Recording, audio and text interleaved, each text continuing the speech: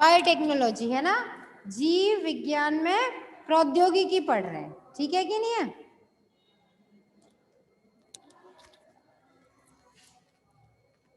जैव प्रौद्योगिकी, ठीक है। आज तारीख हो गई, ठीक है। 6 दिन और रह गए इस साल में, 7 दिन रह गए।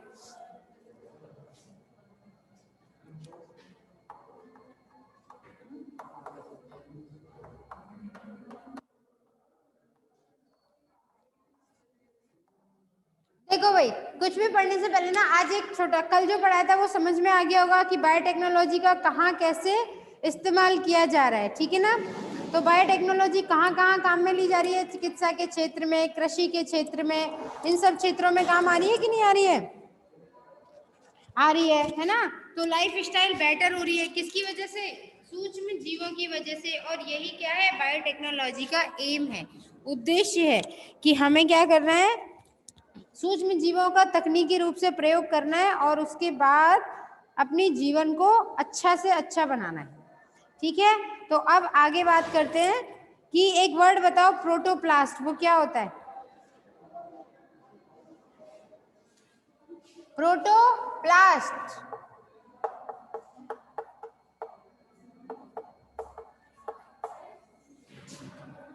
देखो भाई, प्रोटोप्लाज्म, प्रोटोप्लास्ट दो अलग अलग शब्द हैं, ठीक है।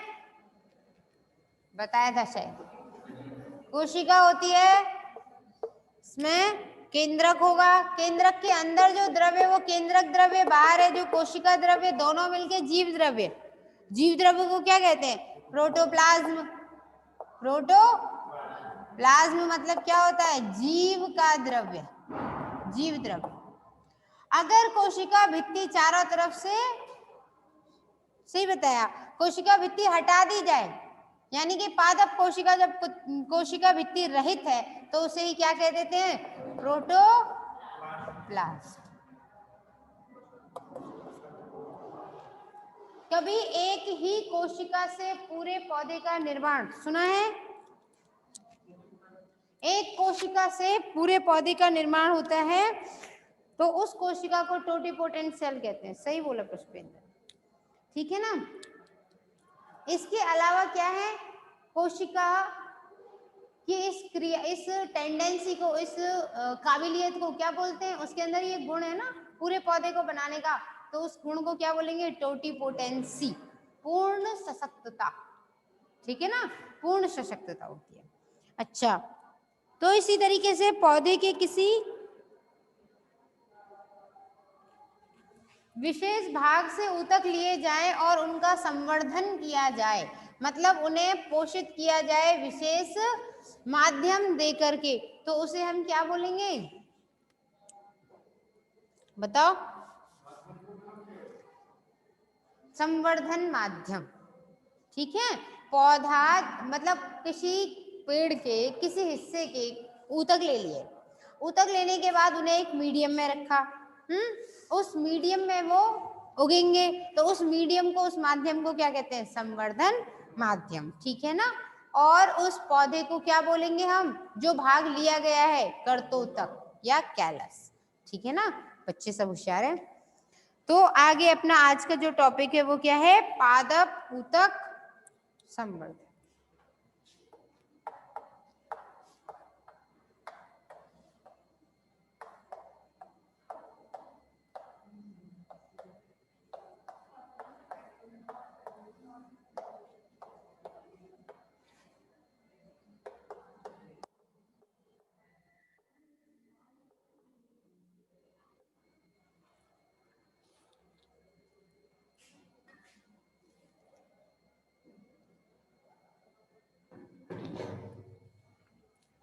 प्लांट टिश्यू कल्चर, ठीक है। अब इस प्लांट टिश्यू कल्चर में सबसे पहले पता होना चाहिए कि पौधे के किसी भी अंग, तना, पत्ती, जड़, पुष्प, है ना, उसके किसी भी छोटे से टुकड़े या कोशिका या ऊतकों का उपयोग नियंत्रित और कृत्रिम पोषक और भौतिक वातावरण में अजर्म स्थिति में संवर्धन किया जाता है या गुणन किया जाता है तो उस विधि को क्या कहते हैं? ऊतक संवर्धन। ठीक है, तो सबसे पहले इसकी परिभाषा।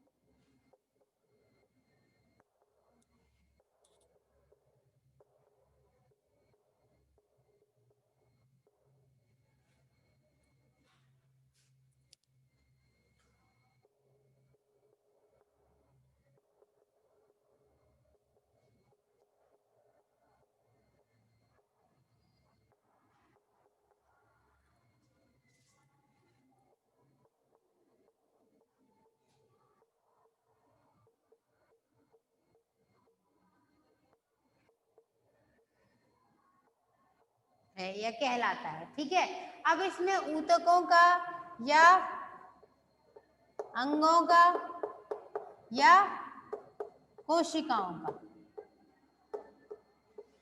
तीनों, कोई सी भी कोशिकाओं का निर्जर्म मतलब जहां पर कोई जर्म नहीं होंगे। जर्म मतलब कोई जीवाणु, विषाणु, किसी भी तरीके के रोग कारक, बैक्टीरिया वगैरह।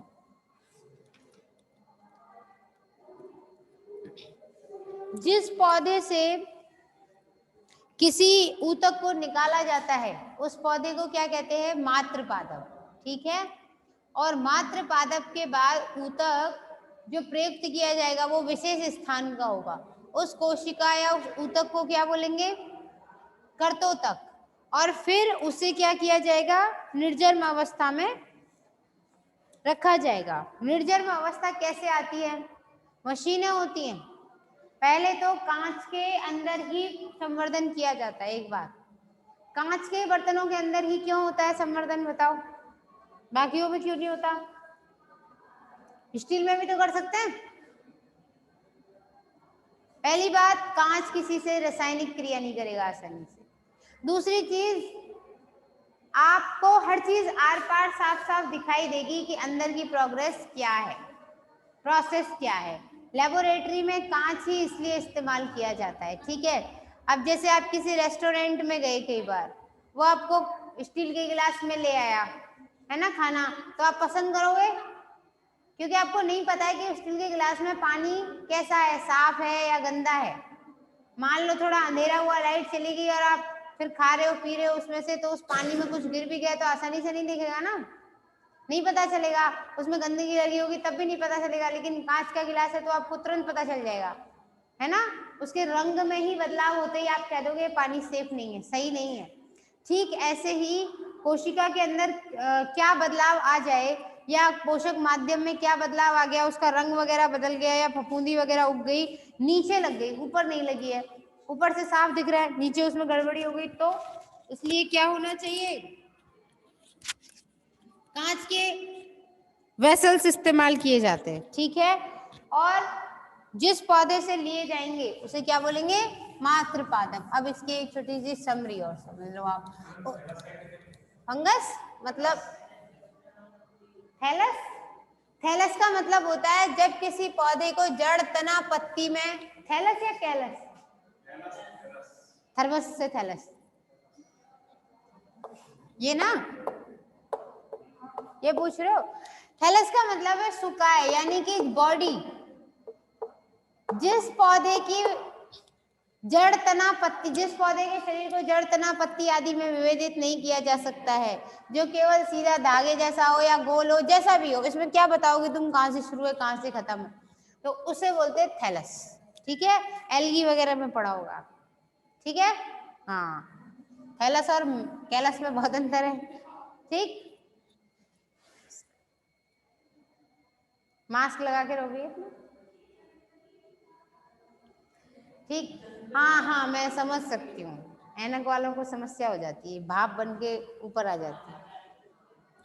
चलो ठीक है, तो आगे बात करते हैं कि निर्जल, देखो भाई क्या किया जाता है लेबोरेटरी में, जो कांच के बर्तन होते हैं ना, उनको पहले अच्छे वाले डिटर्जेंट से साफ करते हैं। अच्छे वाले डिटर्जेंट से साफ करने के बाद उन्हें सुखाया जाता है, फिर उन्हें साफ कपड़े से पोंछा जाता है। पोंछने के बाद उन्हें एक मशीन होती है, ठीक है, उसके अंदर रखा जाता है, और 102 डिग्री सेल्सियस, माइक्रोवेव होता है, माइक्रोवेव जिसमें खाना वाना गर्म करते हैं, इस तरीके की और भी मशीनें पढ़ोगे आप। माइक्रोवेव होता है, ऑटोक्लेव होता है, लेमिनर फ्लो होता है। ठीक है, जनरली ऑटोक्लेव होता है, ऐसे समझो उसको, उसकी संरचना होती है अलग विशेष प्रकार की। ठीक है, इसके अंदर ये कुकर जैसा है, ठीक है, बर्तन, तो इसमें 102 डिग्री सेल्सियस का टेम्परेचर फिक्स करके इन्हें 5 से 10 मिनट 15 मिनट के लिए रखा जाता है। अगर आपके लेबोरेटरी में कहीं पर ऑटोक्लेव उपस्थित ना हो तो कुकर में डाल के सीटी लगा दो, सीधी बात है, तो उससे वो क्या हो जाएगा, साफ हो जाएंगे। फिर उन बर्तनों को रखा जाता है, और रखने के बाद उसमें लेमिनर फ्लो एक मशीन होती है, ठीक है ना, ये भी बनाऊंगी डायग्राम, ये टेबल जैसी होती है, इसमें बहुत शानदार हवा आती है, बहुत अच्छी एकदम, ऑक्सीजन है ऑक्सीजन, बैक्टीरिया वायरस कुछ नहीं होता। उसको चला दो तो आपको ऐसा लगेगा आपको सांस लेनी ही नहीं पड़ रही है, अपने आप ऑक्सीजन खुद ही एंटर कर रही है आपके अंदर, ये कंडीशन हो जाती है। ठीक है, तो लैमिनर फ्लो, इससे फिर उनको निर्जन्मीकृत कर देते हैं। निर्जन्मीकृत होने के बाद फिर उसके अंदर कैलस उगाया जाएगा। ठीक है, जिस पौधे से लिया उसे क्या बोलेंगे, मात्र पाद। जैसे पत्ती, हाँ, सबसे ज्यादा बेस्ट कौन सा रहता है, विविध्योतक का हिस्सा।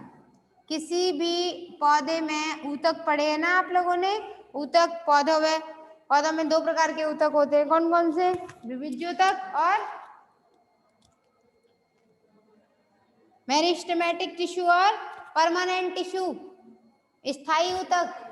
और स्थायी के बाद फिर उसमें भी पढ़े होंगे आपने सरल और जटिल। सरल में पढ़े होंगे पैरेन्काइमा, क्लोरेन्काइमा, स्थूल कोणोतक, मृदोतक और दृढ़ोतक। ठीक है, वो होते हैं, हिंदी में थोड़ा दिक्कत हो जाती है। ठीक है, तो पैरेन्काइमा वगैरह। फिर जटिल ऊतक पढ़े होंगे आपने, वो जाइलम और फ्लोएम पढ़े होंगे, यानी कि एक ही प्रकार की कोशिकाओं से मिलके बनाए तो वो क्या हो जाएगा, सरल ऊतक, और अलग अलग प्रकार की कोशिकाओं से मिलके बनाए तो जटिल ऊतक।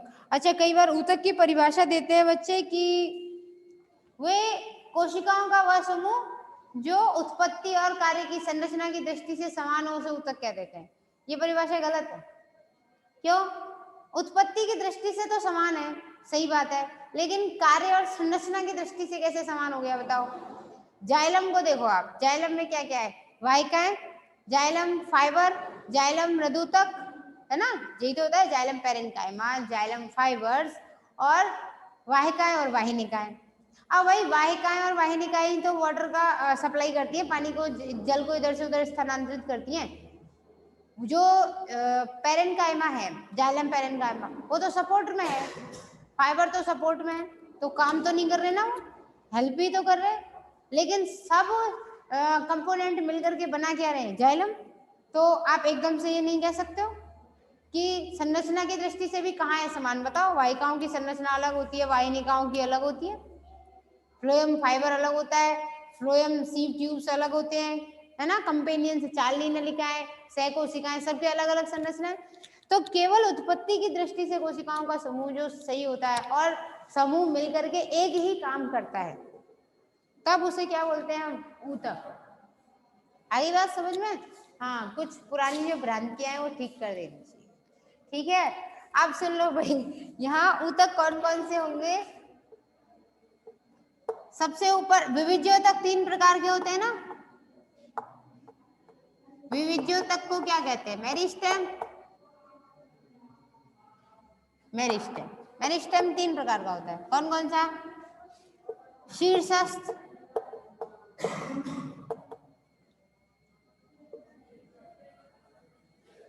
अंतर्वेशी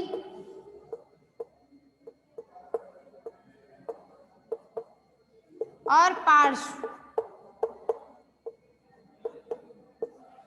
ठीक है। शीर्षस्थ विविध्योतक जो ऊपर की तरफ बढ़ेगा और कोशिकाएं नीचे की तरफ, ऐसे ये हिस्सा तो ऊपर पहुंचेगा और कोशिकाएं नीचे को पीछे छोड़ता चला जाएगा। जैसे कि अभी इसकी लंबाई फिक्स है, ठीक है। अगर ये ऐसे आगे बढ़ता चला जाए ये हिस्सा, तो क्या हो गया, इसकी लंबाई बढ़ी कि नहीं बढ़ी, ये हिस्सा अपनी जगह पर है। ठीक ऐसे ही यहाँ पर भी होता है ना। ये क्या था, ये विविध्योतक यहाँ था शीर्षस्थ, फिर धीरे धीरे कोशिकाएं विभाजित करता गया और ऊपर हो गया। आई बात समझ में, क्लियर। अच्छा, आगे क्या होगा इसमें,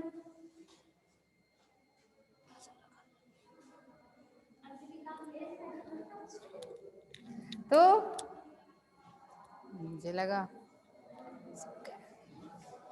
शीर्षस्थ विविध्योतक, अंतस्थ विविध्योतक और पार्श्व। पार्श्व क्या करेगा, मोटाई बढ़ाएगा, शीर्षस्थ लंबाई बढ़ाएगा और अंतर्वेशी ब्रांचिंग बढ़ाएगा, शाखाएं, ठीक है ना। तो सबसे ज्यादा जो लिया जाता है विविध्योतक कर्तोतक के रूप में वो शीर्षस्थ एपिकल मेरिस्टेम लिया जाता है। क्यों, क्योंकि एपिकल मेरिस्टेम जो है यानी कि शीर्षस्थ विविध्योतक जो है वो स्वयं ही निर्जर्म स्थिति वाला होता है। स्वयं ही क्या होगा, निर्जर्म अवस्था वाला होता है। इसमें ऐसे रसायन स्रावित होते हैं जो कभी भी किसी भी जीवाणु विषाणु आदि को इसके ऊपर पनपने नहीं देते, क्योंकि आप तो प्रैक्टिकली यूज कर रहे हो तो आप तो निर्जर्म स्थितियां वगैरह कर दोगे, है ना, स्थापित। लेकिन नेचर में, प्रकृति में तो पौधे बढ़ रहे हैं, कोई भी जीवाणु आएगा तो आने से पहले पूछेगा थोड़ी कि तुझे यहाँ से बढ़ना है, मैं यहाँ नहीं बैठूं, बोलो। तो वो क्या करेगा, खुद ही आकर के अपने ऐसे रसायन स्रावित करेगा कि कोई भी जीवाणु विषाणु यहाँ पर रह ही नहीं सकता है।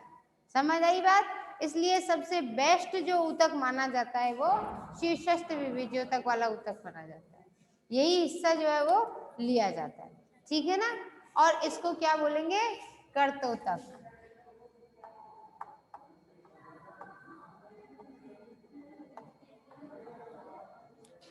ठीक है।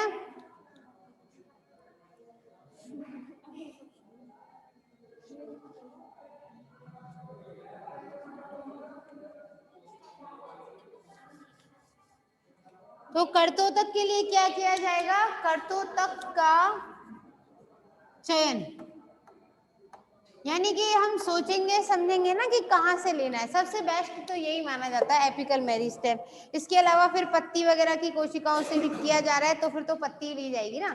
फिर पत्ती में तो कहाँ है, क्योंकि ये तो तने में होता है, शीर्षस्थ विविध्योतक, एपिकल मेरिस्टेम, अंतस्थ वगैरह ये सब तो कहाँ होते हैं, तने में होंगे, पत्ती में तो नहीं है। तो पत्ती में ज्यादातर नीचे वाले स्तर की कोशिकाएं ली जाती है क्योंकि उसके ऊपर क्यूटिकल नहीं, आसानी रहती है।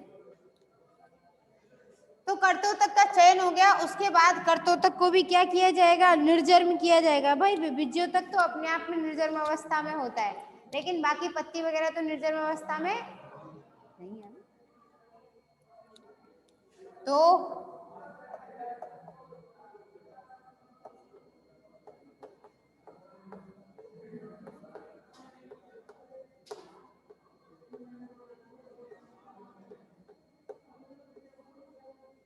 निर्जर्मीकरण किया जाएगा, है ना,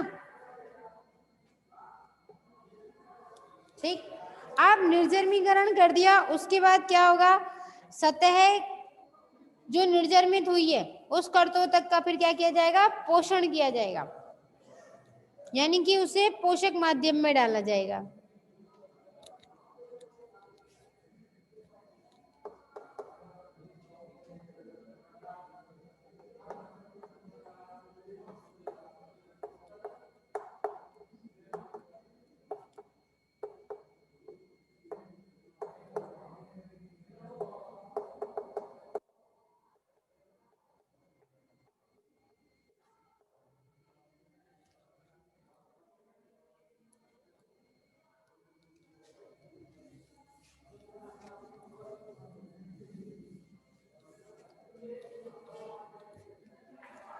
फिर क्या होगा, यहाँ पे कर्तोतक फिर आगे थोड़ा वृद्धि करने लग जाएगा, ठीक है। अच्छा, यहाँ पे कर्तोतक के लिए माध्यम देखो दो तरीके का होता है, एक होता है सॉलिड माध्यम, एक होता है लिक्विड मीडियम, ठीक है ना। क्योंकि ऐसा नहीं है कि आपने कर्तोतक उठाया और सीधे बस ऐसे डाल दिया उसके अंदर, वो काम कर लेगा नहीं। वो हो सकता है कि इतने सारे केमिकल्स का एक साथ इफेक्ट हो तो वो सेल डिस्ट्रॉय भी हो सकती है ना। तो उसके लिए क्या किया जाएगा, उसको कई बार सॉलिड मीडियम में रखना पड़ता है। सॉलिड मीडियम के लिए एगार एगार जेल है ना, ग्राइसिलेरिया जो शैवाल होता है, जिलेडियम और ग्राइसिलेरिया, हाँ हाँ लेमिनेरिया, और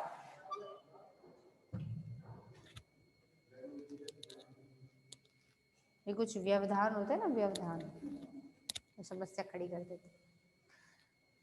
तो लेमिनेरिया और इसके अलावा जिलेडियम, ग्राइसिलेरिया, उन शैवालों से एक जेल जैसा बनाया जाता है, एक टिकिया बनाई जाती है, उसे क्या कहते हैं, एगार एगार, ठीक है। उस एगार एगार को ऐसे पेट्री डिश में रखा, उसके ऊपर रख दिया, यहाँ माध्यम रख दिया, भर दिया, इसके ऊपर कोशिका रखी जाए जिससे ये धीरे धीरे सोखे और इसको पोषण दे। हाँ, कुछ ऐसा भी होते हैं पौधे को डिपेंड करता है आप कर्तोतक कौन सा ले रहे हो, कौन सा पौधा उगाना चाह रहे हो, उसको डायरेक्ट डाल दो तो डायरेक्टली ग्रो होने लग जाएगा। आई बात समझ में। अब बात करते हैं कि ये जो कर्तोतक है ये क्या करेगा, धीरे धीरे पोषित होगा और पोषित होने के बाद क्या बनाएगा, प्ररोह बनाएगा। भाई आगे बढ़ेगा ना वो, 1 से 2 कोशिकाएं। और एक बात, हर 8 दिन बाद एगार एगार हो, सॉलिड हो या लिक्विड हो, उस मीडियम को बदल दिया जाता है, ठीक है।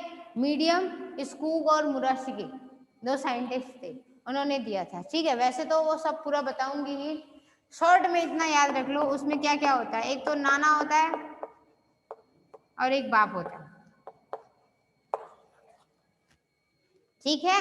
नाना और बाप, ये 2 चीजें क्या है उस मीडियम के अंदर होती हैं, ठीक है। हाँ, आगे बताऊंगी प्रॉपर की Na मतलब सोडियम है ना, उस तरीके से फास्फोरस वगैरह सब कुछ किस मीडियम में क्या है उसमें।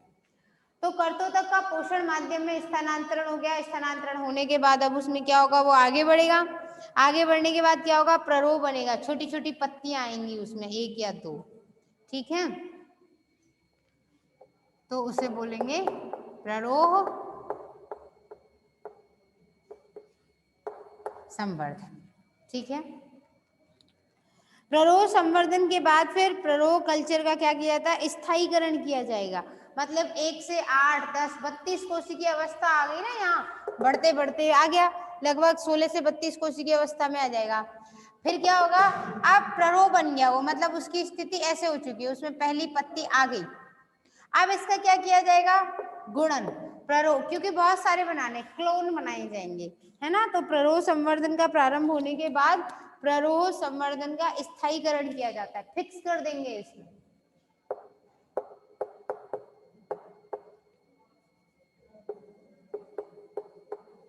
जब तक ये यहाँ से यहाँ तक उगेगा तब तक इसको बहुत सेफ्टी से रखना पड़ता है, संभाल के एक एक चीज को बदल करके।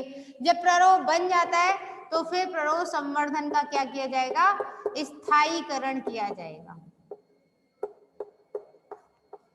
स्थायीकरण करने के बाद क्या होगा, फिर इसको मतलब अब मीडियम बार बार बदलना नहीं है, अब हमें पता चल गया इसमें कौन सा हिस्सा हमें उगाना है। जैसे समझो भाई, नॉर्मल कंडीशन में ऑक्सिन क्या करता है, विभिज्योतक का तना बढ़ाता है कि नहीं है ऑक्सिन। अच्छा, आपने एक प्रैक्टिकल या तो पढ़ा होगा या अभी पढ़ोगे आप सेकंड पेपर में। एक पौधा लिया, वहां से ऐसे सनलाइट आ रही है, बच्चों का, छोटे बच्चों का प्रयोग है ये, तो वो पौधा इधर झुक जाता है, ले उसे झुक गया। पढ़ते हो ऐसा? अब ये झुका तो क्यों झुका? क्योंकि इधर से क्या पढ़ रही थी, देखो भाई इस झुकने में बहुत बड़ा साइंस है। सनलाइट इधर से आ रही थी, तो इस हिस्से में ऑक्सीजन की क्या हो गई, कमी। इस हिस्से में नहीं आ रही थी, तो इस हिस्से की कोशिकाओं ने लगातार वृद्धि कर दी।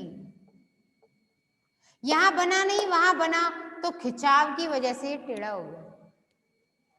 इससे एक तो ये पता चल गया कि सनलाइट, वो छोटे बच्चे तो ये पढ़ते हैं कि इससे पता चलता है कि सूर्य के प्रकाश की उपस्थिति पौधों में अनिवार्य है, ये पढ़ते हैं। आप हो गए बड़े बच्चे, आप बड़ी चीज पढ़ोगे। आगे जहां सनलाइट आती है वहां ऑक्सीजन का निर्माण कम होगा, यहाँ ज्यादा होगा। ऐसे भी अंदाजे लगा के देखो, जो मरुस्थल वगैरह के पौधे हैं या जिन पे खूब धूप आ रही है, वो पौधे कैसे होते हैं, छोटे, ज्यादा बड़े नहीं होंगे ना, ठीक ठाक साइज होगा। लेकिन जो हिमालयन वगैरह का एरिया है, जहाँ घाटियां हैं, प्रॉपर धूप नहीं आ पा रही है, वहां पौधे कितने लंबे लंबे होते हैं। उसके पीछे कारण क्या है, ऑक्सीजन ज्यादा बढ़ गया उनका, तो लंबाई बढ़ गई। क्यों?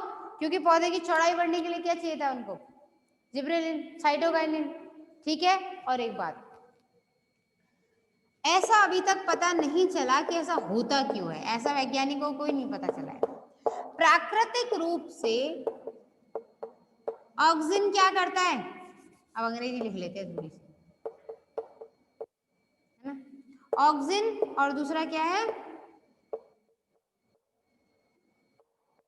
साइटोकाइनिन। प्रारंभिक स्थिति में ऑक्सीजन क्या करेगा, लंबाई बढ़ाने का काम करता है तने की, और साइटोकाइनिन क्या करता है, जड़ में वृद्धि करता है। ये मूल वृद्धि के लिए जरूरी है, और ये प्ररोह वृद्धि के लिए। प्ररोह किसे कहते हैं,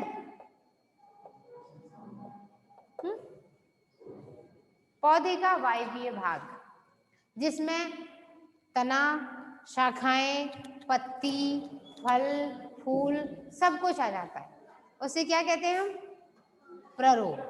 ठीक है, रिजॉइन कर लीजिए। अब काम नहीं है तो चलिए, क्या कर रही है।